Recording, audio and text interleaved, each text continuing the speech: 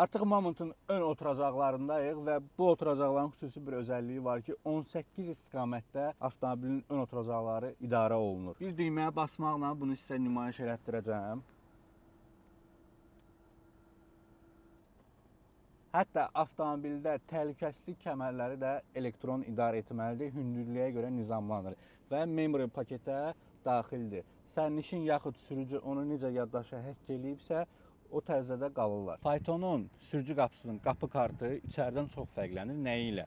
Əl tutacağı ilə. Burada əl tutacağı digər qapılarda kimi bu şəkildə deyil, buradan tutmaqladır. Qapının üzərində demək dörtlü avtomatik idarə olunan şüşələrin idarə etməsi, yanacaq çəninin açılması və baqaj qapısının açılması düyməsi yerləşdirilib. Həmçinin buradan da mərkəzi kilit sistemi var qapılarda. Qapı açmaq üçün əl dəstəkləri tam xrom metaldandır. Əlavə cib bölmə var. O da mikroliftdədir və içi də parçalıdır. Yenə də orada olan əşyalar səs eləməsin deyənəm. Buradan xüsusi hava kanalı keçir ki, bunun özəlliyi nədir? Ümumiyyətlə fayton tərləməyən avtomobildir. Hətta Jeremy Clarksonun xüsusi belə bir videosu var idi ki, içəridə qaynayan çaydanla otururlar avtomobilin içərisində, amma avtomobil tərləmir. Həmçinin ön və arxa alın şüşələrində də daxili spirallar var alın şüşələrinin içində.